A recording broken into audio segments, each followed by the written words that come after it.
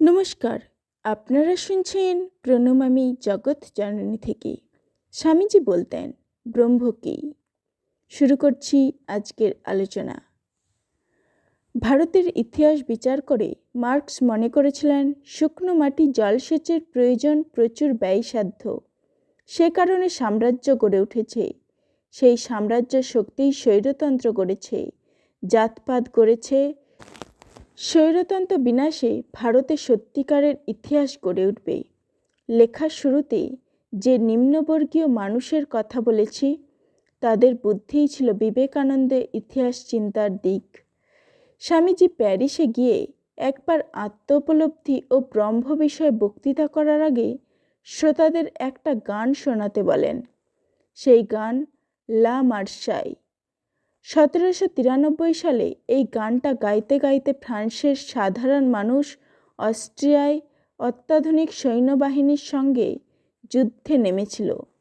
সেখানে কাদার মধ্যে শুয়ে মেয়েরা একদিকে গাদা বন্দুকে বারুদ ভরে পুরুষদের হাতে তুলে দিচ্ছিল, আর তারা গুলি ছুটতে ছুটতে বিপক্ষের গোলায় মরে যাচ্ছিল। তাদের হাত থেকে পড়ে যাওয়া বন্দুক তুলে নিয়ে আরও একদল সেই একই কাজে যুক্ত হচ্ছিল। গানটা গাইতে গাইতে তারাও মরতে লাগলো। আবার নতুন মানুষ সেই অস্ত্র নিয়ে এগিয়ে যেতে থাকলো। ঢেউয়ের প্রবাহের মতো মানুষের যোগান চলতে থাকলো, আর পিছনে বেজে চলল সেই গান। এই ঘটনাকে উল্লেখ করে স্বামীজি পরে বলেছিলেন, এই প্রবাহই ব্রহ্ম।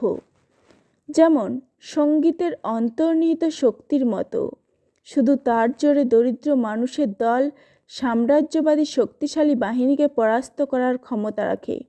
তলস্তয় ছিলেন গান্ধীজির গুরু। তিনি বিবেকানন্দ রাজযোগ পড়ে বইটি অনুবাদে হাত দিয়েছিলেন। আমাকে কেউ কেউ প্রশ্ন করেছেন, বিবেকানন্দ আর মার্কসকে মিলিয়ে কোনো নতুন পথের সন্ধান পাওয়া যায়, কোনো নতুন আদর্শের জন্ম হওয়া সম্ভব কিনা? ব্যক্তিগতভাবে আমি মনে করি এদের মেলানো সম্ভব নয়। এভাবে দুজনকে মেলানো যায় না। আমাদের উপযুক্তভাবে শিক্ষিত হওয়াটা বরং বেশি জরুরি। রামকৃষ্ণ ভাবনার সঙ্গে মার্কসের চিন্তার হয়তো প্রাসঙ্গিকতা আছে, কিন্তু বিরোধ বেঁধেছে সত্তা নিয়ে। মার্কসের সত্তাবোধ আর রামকৃষ্ণের সত্তাবোধ এক নয়। মার্কসের সত্তা হলো হাজার হাজার বছরের ধরে মানুষকে মানুষ করেছে যে সেই উৎপাদনমূলক শ্রমশক্তি। এই শক্তিকে দখল করাটাই হলো স্বাধীনতার শর্ত। শ্রমটাকে শোষণ করবার চেষ্টা হলো সমাজের মুক্তি মেলে, তাকেই স্বাধীনতা বলে ধরে নেওয়া হয়। এই প্রয়োজনটাকে বাদ দিয়ে পুরো স্বাধীনতা পাওয়া গেলে তাকে কমিউনিজম বলে। মুক্ত মানুষকে মুক্ত সমাজ। রামকৃষ্ণদেবের মধ্যে এমন কোনো সামাজিক চিন্তা ছিল না। তিনি বরং এক পরম সত্তায় বিশ্বাসী ছিলেন। মানুষের মধ্যে চেয়েছিলেন সেই পরম সত্তার বিকাশ।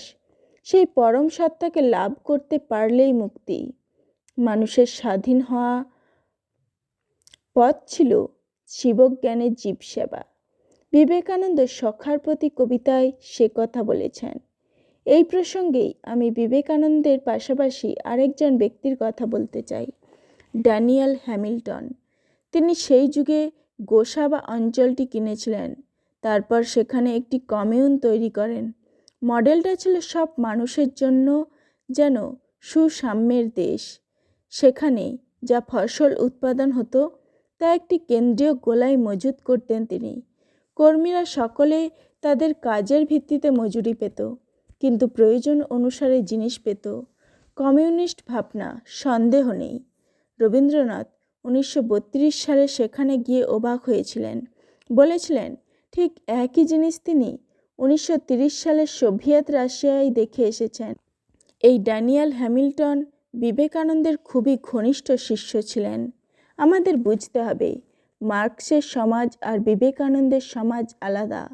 মার্কসের হলো ইউরোপ, বিশেষত পশ্চিম ইউরোপ, যা ছিল অতীব শিল্পোন্নত এক সমাজ। পুঁজির বিকাশের ফলে ছিল শ্রেণী বিভক্ত।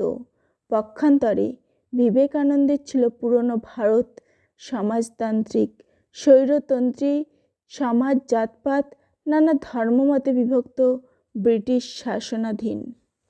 নমস্কার, আজ এই পর্যন্তই। প্রণমামি জগৎজননীর পরবর্তী আলোচনা শুনবেন আগামী সোমবার ঠিক সন্ধ্যা 6টায়। ততক্ষণ সকলে ভালো থাকুন ও লাইক, শেয়ার, কমেন্ট ও সাবস্ক্রাইব করে শুনতে থাকুন প্রণমামি জগৎজননীর আলোচনা। ধন্যবাদ।